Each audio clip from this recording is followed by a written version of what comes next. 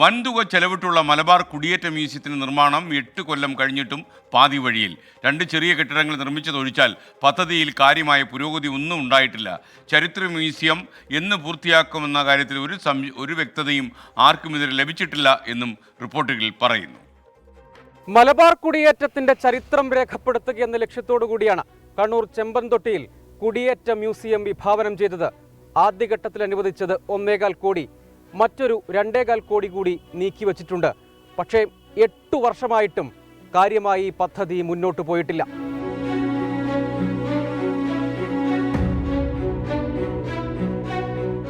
രണ്ടായിരത്തി UDF സർക്കാരിന്റെ കാലത്താണ് കണ്ണൂർ ചെമ്പൻതൊട്ടിയിൽ കുടിയേറ്റ മ്യൂസിയത്തിന്റെ നിർമ്മാണം തുടങ്ങിയത്.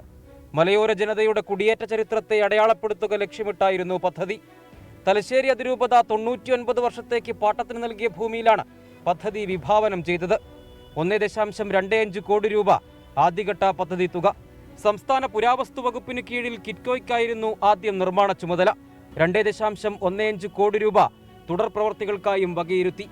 നിർമ്മാണം തുടങ്ങിയിട്ട് 8 വർഷം പിന്നിട്ടിട്ടും പദ്ധതി അനിശ്ചിതമായി നീളുന്നു. യഥാർത്ഥ മ്യൂസിയം 2ാം ഘട്ടത്തിലാണ് നിർമ്മാണത്തിൽ വരേണ്ടത്. അപ്പോൾ 1ാം ഘട്ടം പോലും പൂർത്തിയാക്കാൻ പറ്റാത്തത് വലിയ പ്രതിഷേധത്തിൽ ഇടനൽകിയിരിക്കുകയാണ്. നാട്ടുകാരാണ്, പ്രത്യേകിച്ച് ചെമ്പൻതൊട്ടി പള്ളിയാണ് 1 ഏക്കർ സ്ഥലം സർക്കാരിന് ഇതിനായിട്ട് സൗജന്യമായിട്ട് നൽകിയത്. അങ്ങനെ വലിയ വിലപിടിപ്പുള്ള കണ്ണായ സ്ഥലത്തുള്ള ഈ ഭൂമി വിട്ടു നൽകി ഇതിൻ്റെ നിർമ്മാണം ഇങ്ങനെ ഇഴഞ്ഞു നീങ്ങുന്നതിൽ എല്ലാവർക്കും വലിയ പ്രതിഷേധമുണ്ട്. പിണറായി ഇൻഡസ്ട്രിയൽ കോഓപ്പറേറ്റീവ് സൊസൈറ്റിക്കാണ് നിലവിൽ നിർമ്മാണ ചുമതല. ഫണ്ട് കൈമാറാത്തതാണ് പ്രതിസന്ധിയെന്ന കരാറുകാരും ജനപ്രതിനിധികളും വിശദീകരിക്കുന്നു. അനിശ്ചിതത്വം നീക്കാൻ കാര്യമായ ഇടപെടലുകൾ ഒന്നുമില്ല.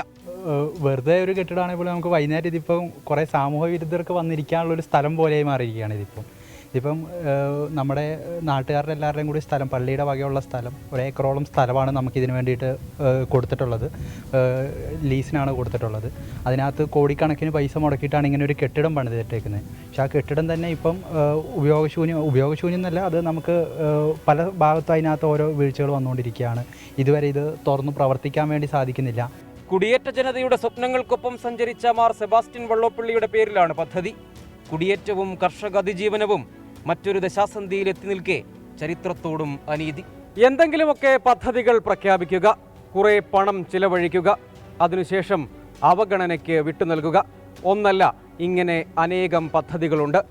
ഇതുപോലെ പരിഹസിക്കരുതെന്നാണ് ഇവിടുത്തെ നാട്ടുകാർ പറയുന്നത്. രജീഷ് കരിവള്ളൂരിനൊപ്പം സജോ ദേവസ്യാം, 24 കണ്ണൂർ. പൊതുജനം കഴുതയല്ല സാർ.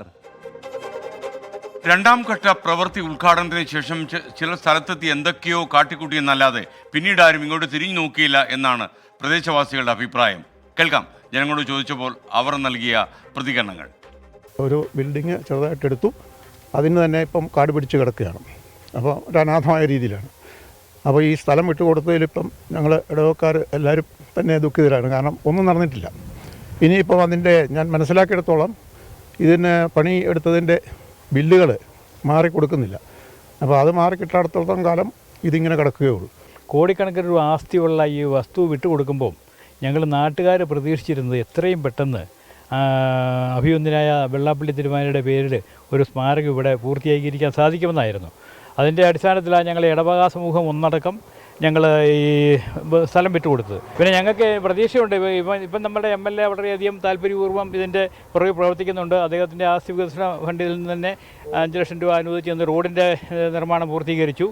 എന്തായാലും ബഹുമാന്യായ കടന്നപ്പള്ളി ഇതിൻ്റെ വകുപ്പ് മന്ത്രിയായി ഈ കഴിഞ്ഞ ദിവസം അധികാരം ഏറ്റിട്ടുണ്ട്. അതും ഞങ്ങൾക്ക് വളരെയധികം പ്രതീക്ഷയുള്ളൊരു കാര്യമാണ്.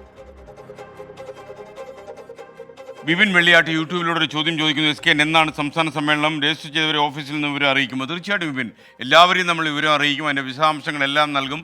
ഈ മാസം 28-ാം തീയതി ഞായറാഴ്ച കൊച്ചിയിലാണ് സംസ്ഥാന സമ്മേളനം. കടവന്ത്ര രാജീവ് ഗാന്ധി ഇൻഡോർ സ്റ്റേഡിയത്തിലാണ് സംഭവം നടക്കുക. അപ്പോൾ രാവിലെ 10 മണി മുതൽ വൈകുന്നേരം 4 മണി വരെയായിരിക്കും ഈ സംസ്ഥാന സമ്മേളനം അരങ്ങേറുക. ഇതിനിടയിൽ 1 മണിക്കൂർ വിശ്രമം ഉണ്ടായിരിക്കും ഭക്ഷണം കഴിക്കാനൊക്കെ ആയിട്ട്.